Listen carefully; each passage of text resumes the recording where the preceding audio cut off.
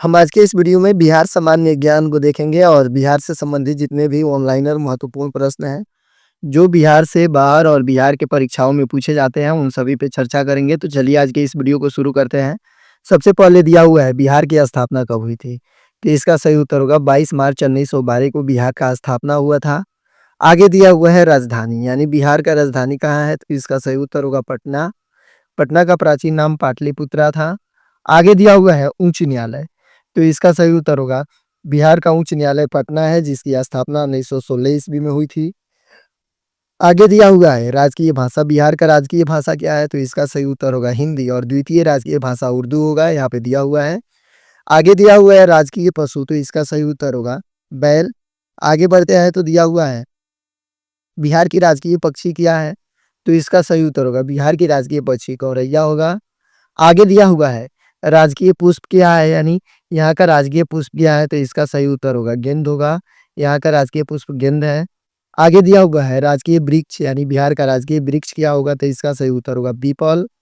आगे दिया हुआ है बिहार का राजकीय चिन्ह क्या होगा? तो इसका सही उत्तर होगा बोधि वृक्ष। आगे दिया हुआ है बिहार की राजकीय मछली कौन है? तो इसका सही उत्तर होगा मांगूर। दिया हुआ है बिहार का कुल क्षेत्रफल कितना है? तो इसका सही उत्तर होगा 94,163 वर्ग किलोमीटर बिहार का कुल क्षेत्रफल है। आगे बढ़ते हैं तो दिया हुआ है लंबाई, उत्तर से दक्षिण की ओर बिहार की कुल लंबाई 345 किलोमीटर है। चौड़ाई पूरब से पश्चिम की तरफ 483 किलोमीटर है। आगे दिया हुआ है औसत ऊंचाई, यानी बिहार राज्य समुद्र तट से लगभग 52.73 मीटर ऊंचाई पर स्थित है। आगे दिया हुआ है चौहद्दी, उत्तर में नेपाल है। बिहार के 7 जिला नेपाल से अपना सीमा बनाते हैं। दक्षिण में झारखंड है। बिहार के 9 जिला झारखंड से अपना सीमा साझा करते हैं। पूरब में पश्चिम बंगाल है। बिहार के 3 जिला पश्चिम बंगाल से अपनी सीमा साझा करते हैं। और पश्चिम में उत्तर प्रदेश है। बिहार के 7 जिला उत्तर प्रदेश से अपनी सीमा साझा करते हैं। आगे बढ़ते हैं तो दिया हुआ है बिहार में लोकसभा सदस्यों की संख्या कितनी है? तो इसका सही उत्तर होगा लोकसभा सदस्यों की संख्या 40 है।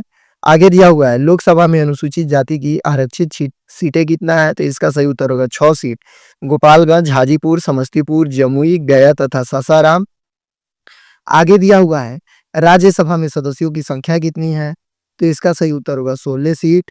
आगे दिया हुआ है विधानसभा में सदस्यों की कुल संख्या कितनी है?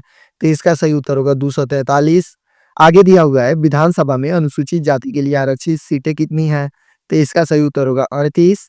आगे दिया हुआ है विधानसभा में अनुसूचित जनजाति के लिए आरक्षित सीटें की संख्या कितनी है? तो इसका सही उत्तर होगा 2। आगे बढ़ते हैं, दोनों सीट है कटोरिया एवं मनिहारी। आगे बढ़ते हैं तो दिया हुआ है विधान परिषदों की संख्या कितनी है?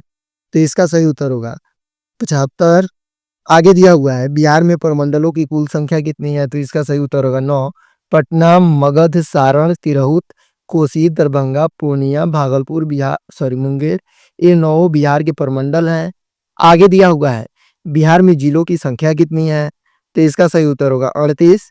बिहार में अनुमंडलों की संख्या कितनी है? तो इसका सही उत्तर होगा 101। बिहार में प्रखंडों की कुल संख्या कितनी है? तो इसका सही उत्तर होगा 534, यानी बिहार में कुल 534 प्रखंड हैं। आगे बढ़ते हैं तो 2011 की जनगणना के अनुसार यहाँ पे कुछ तथ्य दिया है बिहार से संबंधित। दिया हुआ है कुल जनसंख्या, यानी 2011 की जनगणना के अनुसार बिहार की कुल जनसंख्या 10 करोड़ 40 लाख के आसपास थी।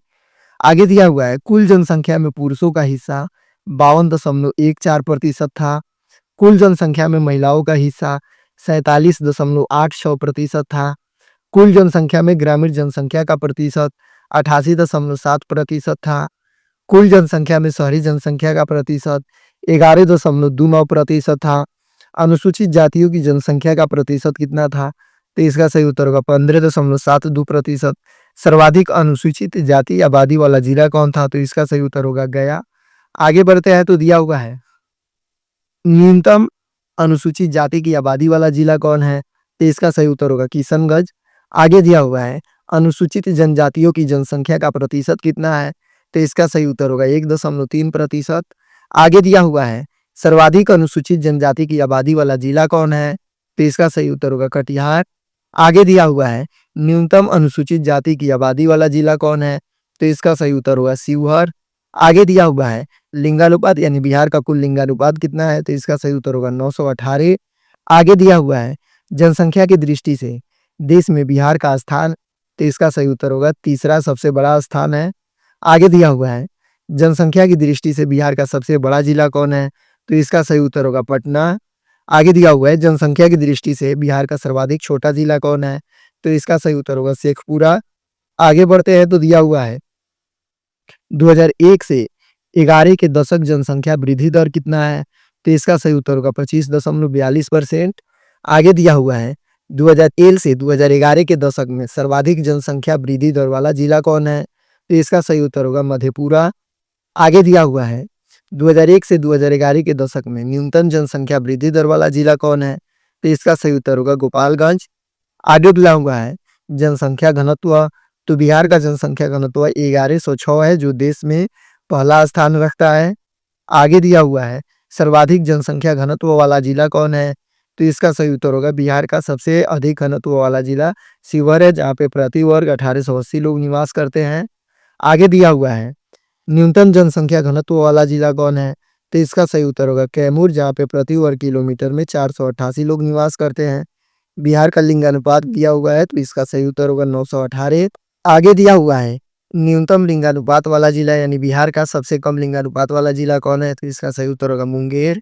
आगे दिया हुआ है बिहार की कुल साक्षरता दर कितना है? तो इसका सही उत्तर होगा 61.80%। आगे दिया हुआ है पुरुष साक्षरता दर यानी बिहार में पुरुषों का साक्षरता दर कितना है? तो इसका सही उत्तर होगा 71.20%। आगे दिया हुआ है महिला साक्षरता दर कितना है? तो इसका सही उत्तर होगा 51.5%।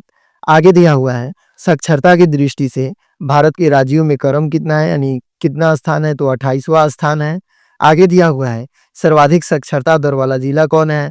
तो इसका सही उत्तर होगा रोहतास। आगे दिया हुआ है न्यूनतम साक्षरता दर वाला जिला कौन है? तो इसका सही उत्तर होगा पूर्णिया। आगे दिया हुआ है सर्वाधिक पुरुष साक्षरता दर वाला जिला कौन है? तो इसका सही उत्तर होगा रोहतास। आगे दिया हुआ है सर्वाधिक महिला साक्षरता दर वाला जिला कौन है? तो इसका सही उत्तर होगा रोहतास। आगे बढ़ते हैं तो दिया हुआ है न्यूनतम पुरुष साक्षरता दर वाला जिला कौन है? तो इसका सही उत्तर होगा पूर्णिया। आगे दिया हुआ है न्यूनतम महिला साक्षरता दर वाला जिला कौन है? तो इसका सही उत्तर होगा सहरसा। आगे दिया हुआ है बिहार की स्थापना 22 मार्च 1912 को बंगाल से विभाजन के बाद हुआ था। आगे दिया हुआ है बिहार में विधानसभा की कुल 243 सीट हैं, राज्यसभा की 16 और लोकसभा की 40 सीटें हैं। आगे दिया हुआ है यहाँ की मुख्य भाषा है हिंदी, उर्दू, मैथिली, भोजपुरी और मगधी, अंगिका इत्यादि यहाँ की मुख्य भाषा है।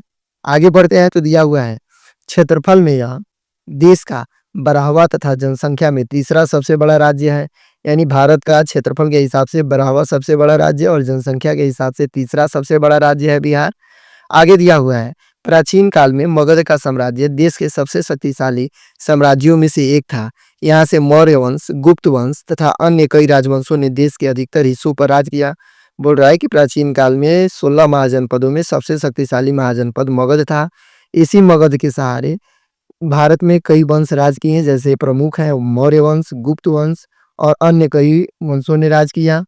आगे दिया हुआ है 1912 में बंगाल विभाजन के फलस्वरूप बिहार नाम का राज्य अस्तित्व में आया और 1912 में जब बंगाल का विभाजन हुआ उसके बाद एक नया राज्य बना जिसका नाम बिहार हुआ।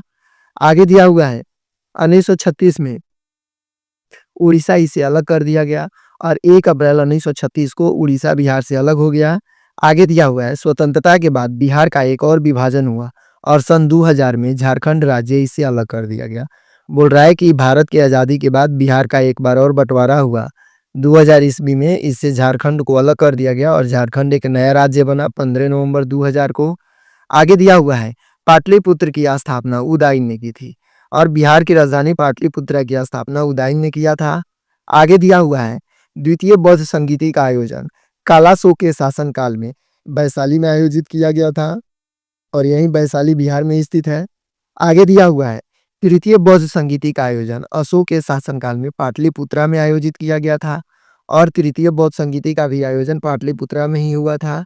आगे दिया हुआ है मौर्य काल में सर्वाधिक प्रसिद्ध शिक्षा केंद्र तक्षशिला था। आगे दिया हुआ है अशोक के शिलालेख में प्रयुक्त भाषा प्राकृत लिपि के हैं। आगे दिया हुआ है मेगास्थनीज के पुस्तक इंडिका में राजधानी पाटलिपुत्र के नगर प्रशासन एवं सैन्य प्रशासन की जानकारी मिलती है। बोल रहा है कि मेगास्थनीज के द्वारा लिखा गया इंडिका पुस्तक में पाटलिपुत्रा के नगर प्रशासन और सैन्य प्रशासन की जानकारी मिलती है। आगे दिया हुआ है बिंदुसार आजीवक संप्रदाय का अनुयायी था। आगे दिया हुआ है अशोक के अभिलेखों को सर्वप्रथम जेम्स प्रिंसेप ने सफलतापूर्वक पढ़ा था। और अशोक के अभिलेखों में जिस लिपि का वर्णन किया गया है उस लिपि को पढ़ने वाला प्रथम व्यक्ति जेम्स प्रिंसेप था, यह ब्रिटिश था। आगे दिया हुआ है पुष्यमित्र शुंग ने शुंग वंश की स्थापना की थी। और पुष्यमित्र शुंग ने मौर्य वंश के अंतिम शासक बृहदर्थ की हत्या करके एक नए वंश की स्थापना किया जिसका नाम शुंग वंश था। आगे दिया हुआ है आर्यभट्ट ने गुप्त काल में आर्यभट्टियम एवं सूर्य सिद्धांत की रचना की थी। आगे दिया हुआ है स्कंदगुप्त ने हुड़ों को पराजित किया था। आगे दिया हुआ है शेरशाह ने बकुलियत व पट्टा प्रथा की शुरुआत की थी। आगे दिया हुआ है भारतीय राष्ट्रीय कांग्रेस का 28वां अधिवेशन बांकीपुर बिहार में हुआ था। और भारतीय राष्ट्रीय कांग्रेस का 28वां अधिवेशन बांकीपुर के बिहार के बांकीपुर में हुआ था। आगे दिया हुआ है बिहार सोशलिस्ट पार्टी की स्थापना जयप्रकाश नारायण ने 1934 ईस्वी में की थी। आगे दिया हुआ है जयप्रकाश नारायण ने संपूर्ण क्रांति की घोषणा 5 जून 1974 को गांधी मैदान से किया था।